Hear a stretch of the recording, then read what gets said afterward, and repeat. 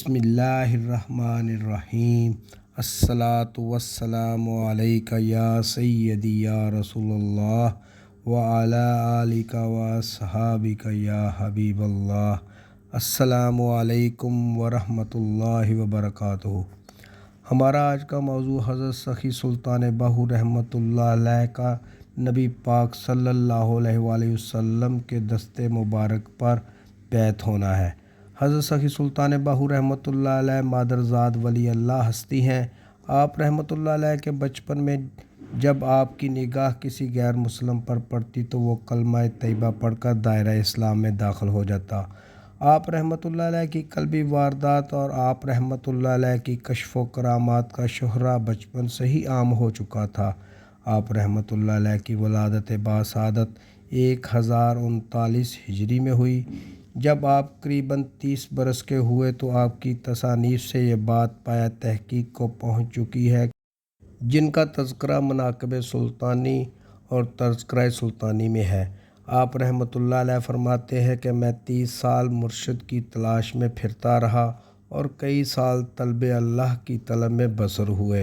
रहमतुल्लाह अलैह फरमाते हैं कि जब मैं 30 साल का हुआ तो मुझे मुर्शिद कामिल मिला। आप रहमतुल्लाह अलैह अपनी बैयत के मुतल्लिक़ फरमाते हैं कि मैं जब सने बलूगत को पहुँचा तो एक रोज़ का ज़िक्र है कि मैं कस्बा शोरकोट के गिरदो नवाह में खड़ा था कि अचानक एक साहिब नूर, साहिब हशमत और बारोब शख्सियत घोड़ा पर सवार नमूदार हुई, जिसने आप रहमतुल्लाह अलैह का हाथ पकड़कर पीछे बैठने का हुक्म फरमाया। आप रहमतुल्लाह अलैह डरे, कांपे और पूछा कि आप कौन हैं और मुझे कहाँ ले जाना चाहते हैं। घोड़ा सवार ने पहले तवज्जो फरमाई और बाद अज़ा फरमाया, मैं अली इब्ने तालिब करमल्लाह वजहुल करीम हूँ, और फरमाया रसूलुल्लाह सल्लल्लाहु अलैहि वसल्लम के हुक्म के मुताबिक बारगाह रसालत में ले जाना चाहता हूँ। आप रहमतुल्लाह अलैह घोड़े पर सवार हुए ही थे कि इसी वक्त हाज़िर मजलिस कर दिया गया। इस वक्त दरबार रसालत सल्लल्लाहु अलैहि वसल्लम में हज़रत अबू बकर सिद्दीक़ रदी अल्लाह ताला अन्हो, हज़रत उमर फ़ारूक रदी अल्लाह ताला अन्हो, हज़रत उस्मान गनी रदी अल्लाह ताला अन्हो मजलिस अहले बैत में हाज़िर थे। आप रहमतुल्लाह अलैह को देखते ही पहले पहल हज़रत अबू बकर सिद्दीक़ रदी अल्लाह ताला अन्हो ने उठकर हज़रत सखी सुल्तान बहू रहमतुल्लाह अलैह से मुलाकात की और तवज्जो फरमाकर मजलिस से रुखसत हुए। बाद अज़ा हज़रत उमर बिन ख़त्ताब रदी अल्लाह ताला अन्हो, बाद अज़ा हज़रत उस्मान गनी रदी अल्लाह ताला अन्हो ने बारी बारी मुलाकात की और तवज्जो फरमाई और तीनों असहाब मजलिस शरीफ से रुखसत हो गए। जो तवज्जो फरमाई गई उसका तज़किरा आपको वीडियो के आखिर में मिलेगा। हज़रत सखी सुल्तान बहू रहमतुल्लाह अलैह फरमाते हैं कि मजलिस में सिर्फ़ अहले बैत अलैहिस्सलातु वस्सलाम ही रह गए। आप रहमतुल्लाह अलैह फरमाते हैं कि मुझे हज़रत अली करमल्लाह वजहुल करीम के चेहरे मुबारक से ऐसा मालूम होता था कि जनाब सरवर कायनात सल्लल्लाहु अलैहि वसल्लम मेरी बैयत हज़रत अली करमल्लाह वजहुल करीम के सुपुर्द फरमाते हैं, लेकिन बज़ाहिर खामोश थे। चूँकि आप हज़रत अमीरुल मोमिनीन अली अल मुर्तज़ा मेरे पहले वसीला और अकमल हादी थे, मगर नबी पाक शाह लौलाक वाली दो जहाँ शाफ़ाए महशर हज़रत अहमद मुज्तबा मोहम्मद मुस्तफ़ा सल्लल्लाहु अलैहि वसल्लम ने अपने दोनों दस्ते मुबारक मेरी तरफ बढ़ाकर फरमाया, मेरे हाथ पकड़ो, और मुझे दोनों मुबारक हाथों से बैयत और तलकीन फरमाया। हज़रत सखी सुल्तानुल आरिफ़ीन अपनी किताब ऐनुल फ़क्र और दूसरी तसानीफ़ में अक्सर मुकामात पर फरमाते हैं, कामल मुर्शिद ऐसा ही होना चाहिए कि मुझे जब नबी पाक सल्लल्लाहु अलैहि वसल्लम ने एक ही मरतबा ला इलाहा इल्लल्लाह मुहम्मदुर रसूलुल्लाह तलकीन फरमाया तो दर्जात और मुकामात का कोई हिजाब बाकी न रहा, चुनाचे अव्वल व आखिर यकसां हो गया। अन्नहायत हुवर रजू इलल हदायत का मरतबा और दर्जा हासिल हो गया। जब मैं तलकीन से मुशर्रफ हुआ तो हज़रत फ़ातिमतुज़ ज़हरा सलामुल्लाह अलैहा ने मुझे फ़रमाया कि तू मेरा फ़र्ज़ंद है। मैंने हज़रत इमाम हसन रदी अल्लाह ताला अन्हो اور حضرت امام حسین رضی اللہ تعالیٰ عنہ کے قدم مبارک چومے اور اپنے کانوں میں غلامی کا حلقہ پہنا۔ حضرت سید المرسلین محمد مصطفیٰ صلی اللہ علیہ وآلہ وسلم نے تلقین کے بعد فرمایا کہ خلق خدا سے محبت کرنا، کیونکہ تمہارا درجہ دن بدن بلکہ گھڑی بہ گھڑی ترقی پر ہوگا اور ابد الاباد تک ایسا ہوتا رہے گا، کیونکہ یہ حکم سروری سرمدی ہے۔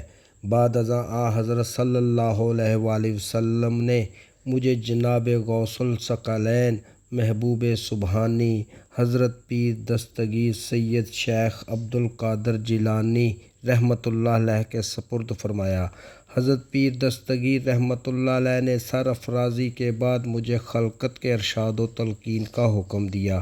حضرت سلطان باہو رحمۃ اللہ علیہ نے اپنے دست بیت ہونے کا تذکرہ کئی مقامات پر فرمایا۔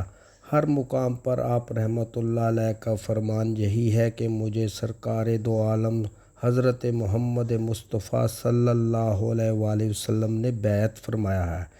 رسالہ روح شریف میں بھی آپ کا فرمان یہ ہے: دست بیعت کرد مارا مصطفیٰ، فرزند خود خواندہ است مارا مجتبیٰ، شد اجازت باہو را از مصطفیٰ، خلق را تلقین یکن بہر از خدا۔ آپ رحمۃ اللہ علیہ فرماتے ہیں، حضرت محمد مصطفیٰ صلی اللہ علیہ وآلہ وسلم نے مجھے دست بیعت فرمایا۔ حضرت علی کرم اللہ وجہہ الکریم نے مجھے فرمایا کہ تو میرا بیٹا ہے۔ حضرت محمد مصطفیٰ صلی اللہ علیہ وآلہ وسلم نے اللہ کی جانب خلق خدا کو تلقین کرنے کے لیے مجھے اجازت عنایت فرمائی۔ دست بیعت ہونے کے مقامات کی درجہ بندی پر غور کیا جائے تو سب سے اعلیٰ و ارفع اور عظیم تر مقام اس بیعت کا ہے جو سرکار دو عالم حضرت محمد مصطفیٰ صلی اللہ علیہ وآلہ وسلم کے دست مبارک پر کی گئی ہو۔ اس حوالہ سے قرآن پاک میں ارشاد باری تعالیٰ ہے: ان الذین یبایعونک انما یبایعون اللہ ید اللہ فوق ایدیہم۔ اے نبی صلی اللہ علیہ وآلہ وسلم، جو لوگ آپ صلی اللہ علیہ وآلہ وسلم سے بیعت کر رہے تھے وہ دراصل اللہ سے بیعت کر رہے تھے، ان کے ہاتھ پر اللہ کا ہاتھ تھا۔ حضرت سلطان باہو رحمۃ اللہ علیہ سرکار دو عالم صلی اللہ علیہ وآلہ وسلم کی مجلس میں اپنے دست بیعت کیے جانے کے طریقہ کار کے بارے میں فرماتے ہیں: جو شخص مجلس محمدی صلی اللہ علیہ وآلہ وسلم میں داخل ہوتا ہے اس کے وجود میں 4 نگاہوں سے 4 اثر پیدا ہوتے ہیں۔ اول، حضرت ابوبکر صدیق رضی اللہ تعالیٰ عنہ کی نگاہ سے طالب اللہ کے وجود میں صدق پیدا ہوتا ہے، جھوٹ اور نفاق وجود سے نکل جاتے ہیں۔ دوئم فرماتے ہیں، حضرت عمر فاروق رضی اللہ تعالیٰ عنہ کی نظر سے طالب کے وجود میں عدل اور محاسبہ نفس پیدا ہوتے ہیں اور نفسانی خطرات، نفسانی ہوا و ہوس بالکل نکل جاتے ہیں۔ سوئم، حضرت عثمان غنی رضی اللہ تعالیٰ عنہ کی نظر سے طالب اللہ کے وجود میں ادب و حیا داخل ہوتے ہیں اور بے ادبی و بے حیائی خارج ہو جاتی ہے۔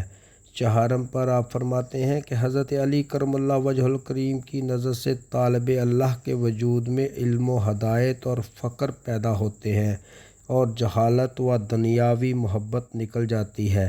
بعد ازاں طالب اللہ لائق تلقین ہوتا ہے اور جناب پیغمبر صلی اللہ علیہ وآلہ وسلم اسے دست بیعت فرماتے ہیں۔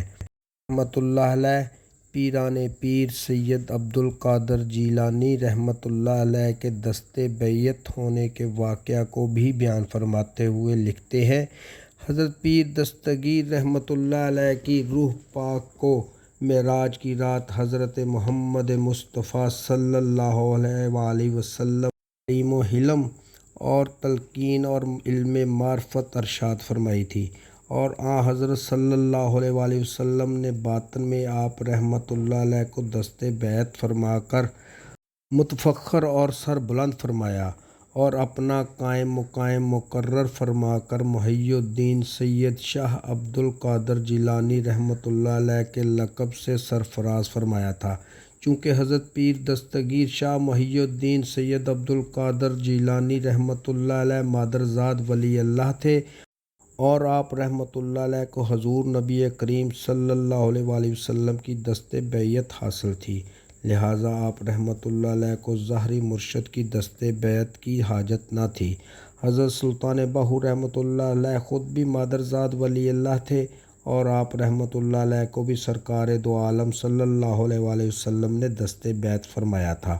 اس لیے اپنے بارے میں بھی ارشاد فرماتے ہیں کہ یہ فقیر باہو حضور پیغمبر صلی اللہ علیہ وآلہ وسلم کی مجلس سے مشرف ہوا اور نبی پاک صلی اللہ علیہ وآلہ وسلم کے دست مبارک پر اپنی ان ظاہری آنکھوں اور ظاہری وجود سے بیعت کا شرف حاصل ہوا ہے۔